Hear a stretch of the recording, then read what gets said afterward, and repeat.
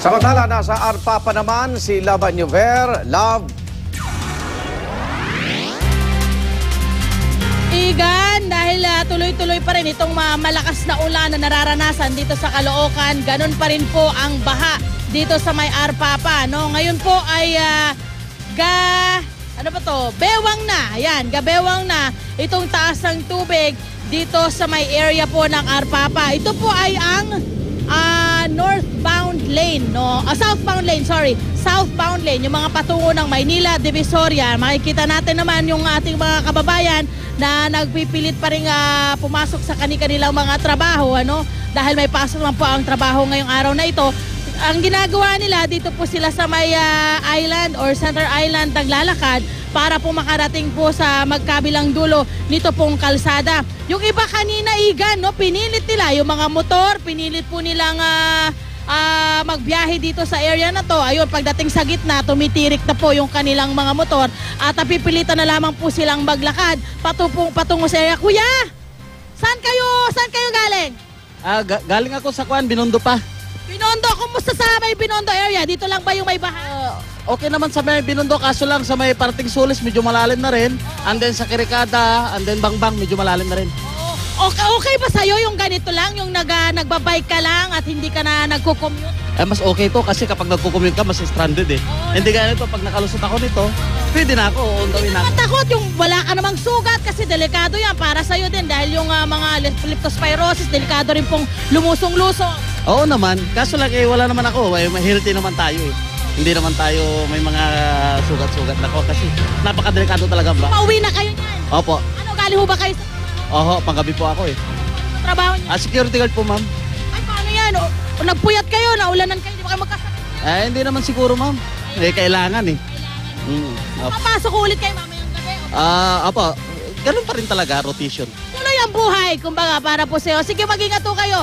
Ayan, Igan, no? Para kay... Ay, ano po pangalan niyo, sir? Jose Abrasaldo po. Jose. Para kay Mang Jose, no? Ay, tuloy-tuloy pa rin ang buhay dahil kailangan talaga nilang... Ay, may jeep! Kailangan talaga nilang maghanap buhay para sa kanilang pang-araw-araw na pangangailangan. Eto, ngayon lang tayo may nakitang jeep kasi kanina, Igan, puro mga bus itong nagpupumilit tumaan dito sa may area ng Arpapa. Kuya! Anong balak nyo? Kasi po, hanggang bewang na po yan. Ikot na lang ako dito sa may sikit namin nyo kasi malalim na eh. Paano ko po kayo pupunta sa kabila? Anong gagawin yung ruta? Hindi, uwi na lang ako, gagarahin na lang ako. Paano yung mga pasahero mo? Itutuloy ko to. Isang biyahe na gagawin ko eh. Okay, sige, mag-ingat po kayo. Ayan, Igan, no? Tapos kanina po, meron po tayo nakita dito, nag-aayos sila kanina nung kanilang motor. Itong mag-asawang ito, galing pa raw sila ng Cavite. Kailangan lang nilang umuwi, kaya pinilit nilang lumusong dito sa baha ng Arpapa. Kaya ganito po ang nangyari sa kanilang motor. Tay, kumusta na ang motor po ninyo? Kanina pa po kung ginagawa? Kanina pa akong konti, ma'am. Kanina pa akong konti. Ano ho bang nangyari? Ang lakas po kasi ng agos dito, saka ang lakas po ang lagi po ng tubig. Paano po yan? Paano kayo Paandarin ko po, ma'am. Paandarin ko po. Pag umandar, uwi na po kami. Paano pag hindi ho, Tay? Anong gagawin natin? Dito muna kami. Ayan, yan Igan ang sitwasyon dito nga sa area ng Arpapa, no? At patuloy pa rin itong malakas na ulan. Nakikita natin na dito yung mga residente dahil wala nang pasok ang mga estudyante dito mula prep school, kinder, high school at elementary, wala pong pasok. Kaya yung iba natin mga kababayan ay dito nag-aabang, ano? Parang may entertainment din po sila dito pag merong dumarating ng mga sasakyan, nagpapalakpakan sila pag dumidiretso. Ayan muna yan ang aming update mula dito. Balik, ay may bus na naman. Ayan, Igan, papakita namin sa'yo yung bus kayang-kaya, oh. Yan. Yan, kadala. Kaya lang, parang nag-alagad siya kasi Igan yung mga bus na nauna na talagang sinusuong nila dito. Teka, kaya lang nag-create sila dito ng malaking alon. Love? Igan.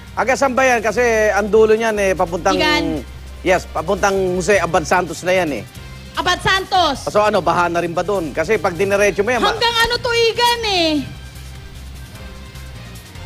Mahaba kasi, Igan. Hindi kasi namin to madiretso. Yan naman mga bus, kakaliwa yan, papuntang Dimasalang. Sa corner. Oo.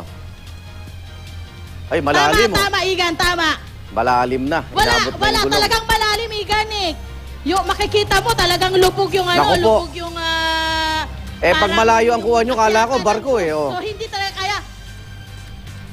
Hindi, tama, Igan. At yung kabila, Igan, yung ating northbound lane, yung mga SUV, pinipilit nila, no? Yung mga SUV, yung malalaki, matataas na kotse or mga sasakyan, Oo. kinakaya kasi daw mas mababa raw yung kabila. Pero ito, hindi na talaga kakayanin, Igan, ng mga maliliit Pero na dapat sasakyan. may otoridad tayo dyan para magbigay ng babala na not passable na yan. Kasi kung mag-aalangan lang yung mga driver sa kanilang sariling diskarte, eh mas madidisgrasya sila. Di ba? Sabagay, yung madalas bumiyahe dyan, kabisado na yan. Tama, Igan. Actually, ito yung ngayong napansin namin. Oo. Napansin namin, Igan, na dun sa dulo, walang nagsasabi sa ating mga motorista na itong area na to ay hindi na pwedeng daanan. No? Yun yung problema. Maski yung kabila ay wala rin pong nag-aabiso sa ating mga motorista na hindi Okay. na pwedeng daanan itong area na ito. Kaya yung iba, nagpupumilit pa rin dumaan. So bukod sa Yun iyo ang dyan, problema. Tama ka dyan, Igan. Kailangan talaga ng mga may babantay. bukod sa iyo yan, dyan na nandiyan ka, Lab, may nakikita ka ba dyan taga MMDA? Ayan, boundary na rin ng Maynila at Caloocan yan eh. So local traffic, may nakikita ka ba dyan? O mga kahit kasapi ng barangay, kagawad, may nakikita ka ba dyan? Alam mo, Igan, kasi kanina pa kami dito madilim, no? Madilim din. Wala rin po kaming napapansin na mga taong nasa authority Oo. na nagbabantay dito sa lugar. Dahil kanina pa kami dito, no? Wala pa rin. O, Umalis teka, muna teka. kami, punta kami ng MCU dahil may pagbaha din doon. Ano Tapos bumalik ulit kami ngayon, wala pa rin po at talagang kami-kami lang itong nandito, pati itong mga residente. At yung mga merong tao na bus. dito, sinasabihan yung ilan nating mga motorista na wag na kayong tumuloy. Pero ang iba, tinutuloy pa rin. Kaya ayun, tumitirik sila sa gitna nitong baha. Meron Ito ba ngayon, sa- ito naman, may bus na naman na Ay, Lab, paparatigan. may nagka-counterflow sa lugar mo, ayun oh, yung Agila bus, oh. Agila bus. O, hindi dyan ang daan yan eh, dapat sa kabila yan eh. Oo. Ato, nag-counterflow siya, Igan. Ano, Oo. mukhang galing to sa dulo. Mas malalim Actually, yung kabila, mas maganda ibig sana kung sabihin. doon siya dumaan sa kabila.